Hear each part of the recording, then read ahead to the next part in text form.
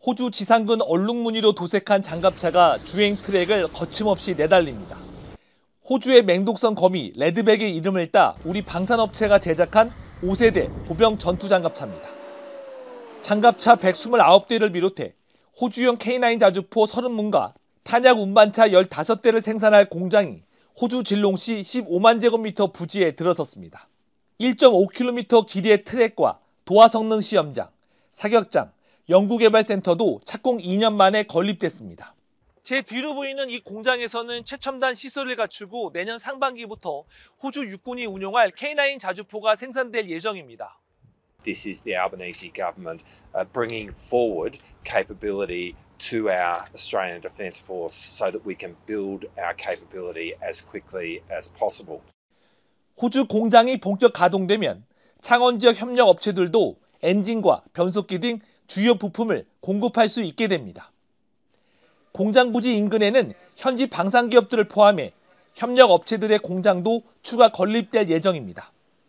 호주 정부가 도입을 검토 중인 유도 미사일과 해군 무기체계 등으로 생산 분야도 확대될 전망인데 특히 루마니아 등 K9 자주포 구매국을 중심으로 호주 공장 모델이 확대될 가능성도 높게 점쳐지고 있습니다.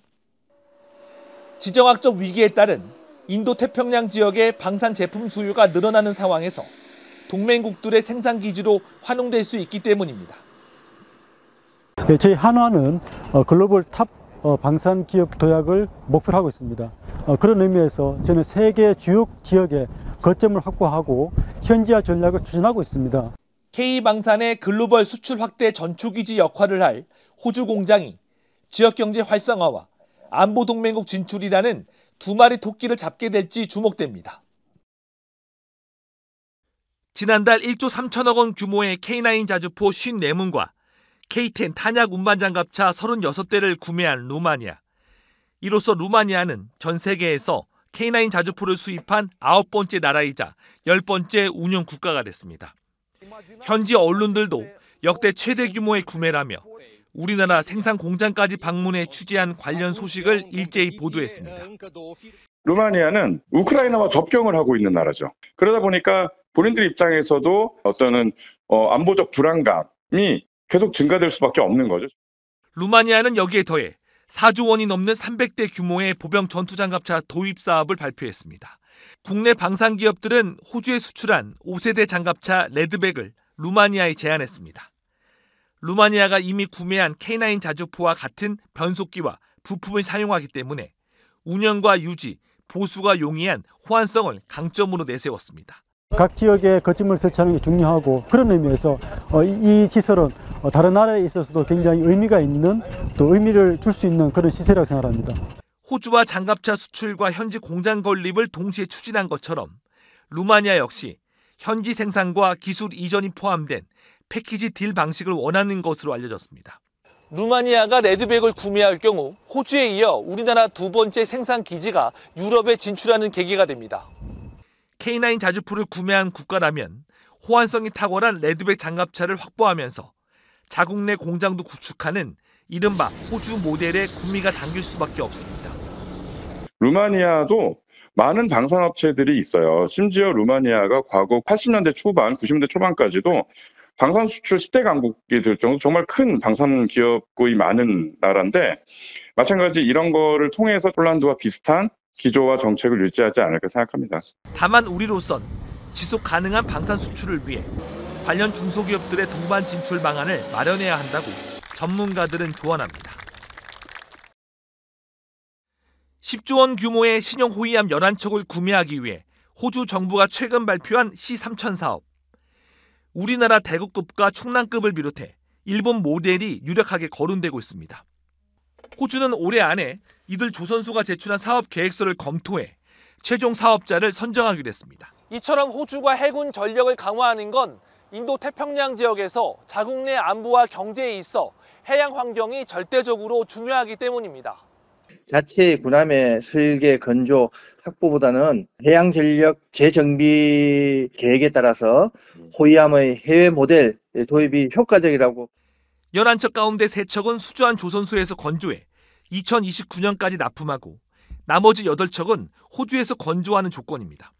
What we have sought is to have a frigate which is in service now, which will be the first of which will be built overseas so that we are able to bring it into service quickly. 이미 비슷한 방식의 수출 경험이 있는 국내 방산 기업이 수주할 가능성이 높다는 기대 섞인 전망이 나옵니다. 무엇보다 호위함 특성을 감안해 다양한 해양 무장 체계를 생산할 수 있는 공장이 필요한데 이번에 호주에 들어선 자주포 생산 기지가 첨단 시설을 갖추고 있는 만큼 종합 군수 지원 역할도 맡을 예정입니다.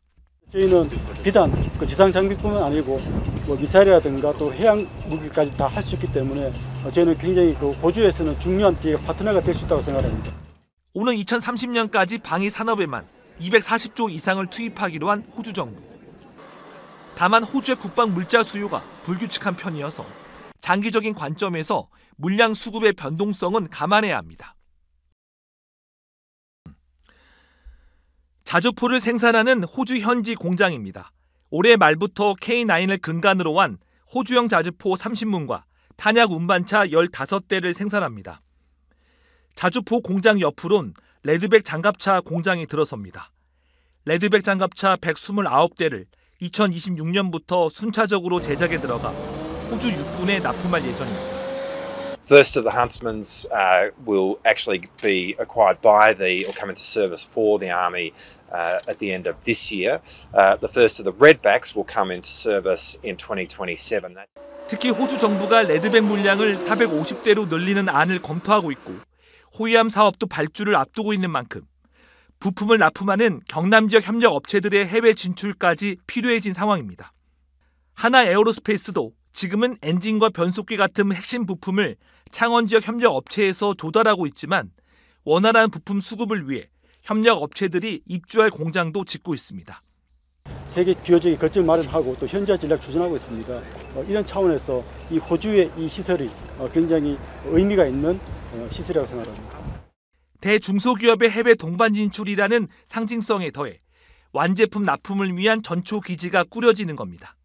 호주 내 지상방산 관련 기업들의 부족한 기술력을 우리 창원 지역 방산 중소기업들이 기술 협력을 통해 메울 수 있다는 판단에서입니다.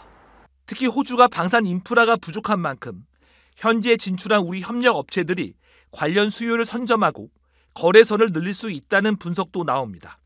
우주항공 그리고 로켓 무기 분야의 업체들도 따라서 어떤 낙수 효과, 반사 효과를 볼 수 있겠고 또 국제적인 글로벌 기업으로 성장할 수 있는 역대급 K방산 수출에 이은 대기업과 중소기업의 해외 동반 진출이 글로벌 사업 모델로 주목받고 있습니다.